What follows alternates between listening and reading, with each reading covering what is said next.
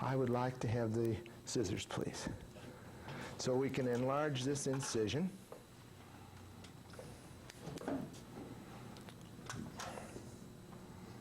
The incision has to be large enough to get into the abdominal cavity.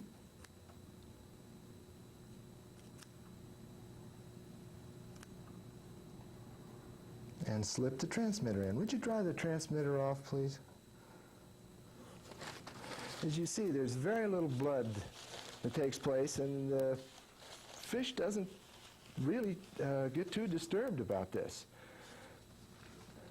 Then the transmitter is put in from the side and slipped in very gently. And it nestles right down in there very nicely. Now I need a paper towel to get my hands a little bit drier. And then I would like my hemostat and the sutures.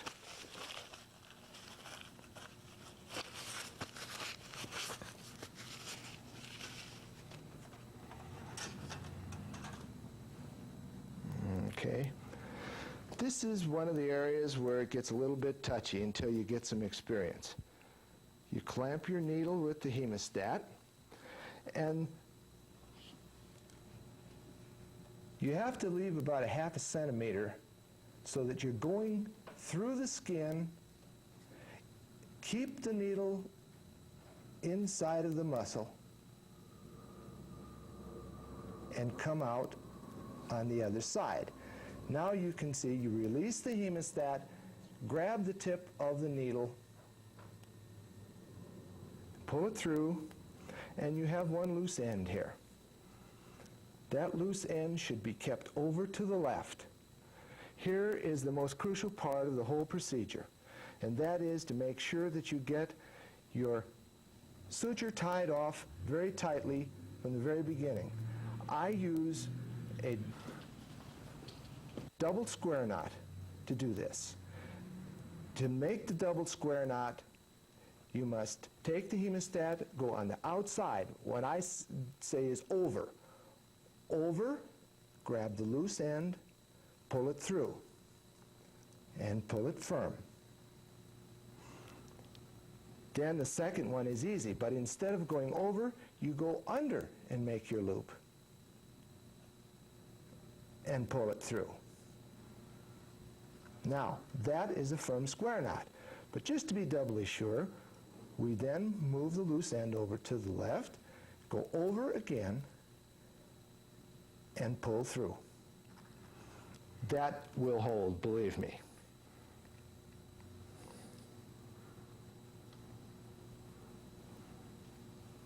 Then we do not tie off individual sutures anymore till we get to the end, because it goes a lot faster and it's particularly important out in the field. So what we do here is use a continuous stitch.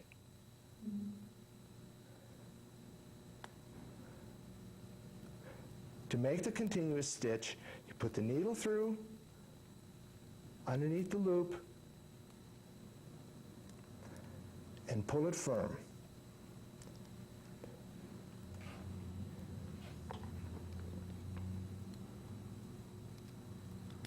Do the very same process again.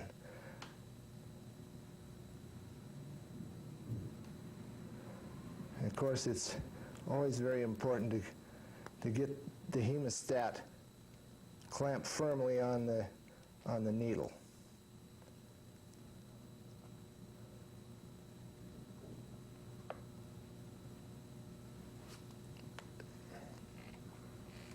And another one.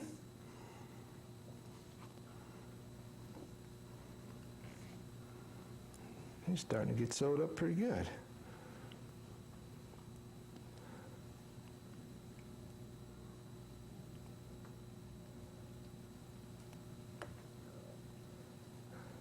And the same thing over again.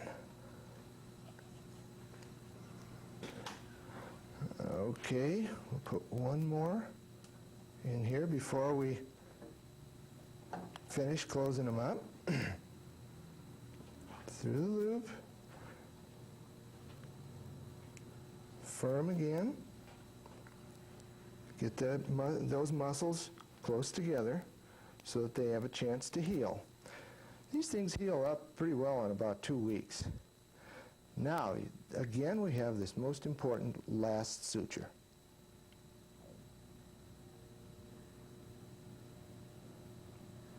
And we tie off much in the same way as we tied off the initial one, except we have a double loop here. And you use this double loop the same as you did the single strand. So we go over,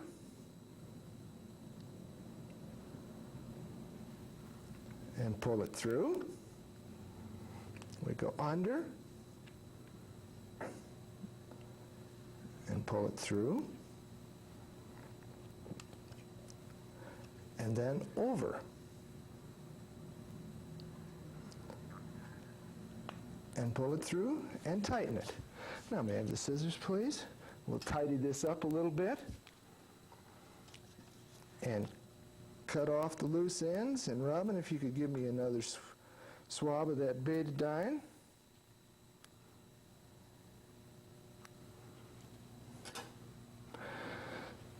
Now you can see that that incision is sewed up very nicely with 6 sutures.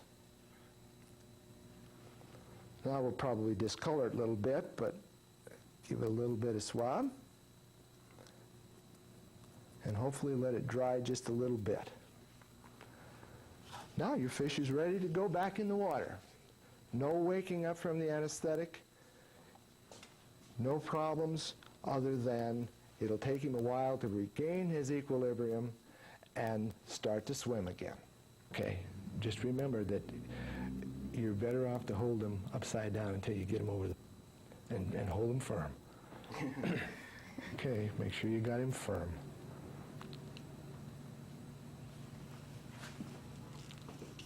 Put him right side up.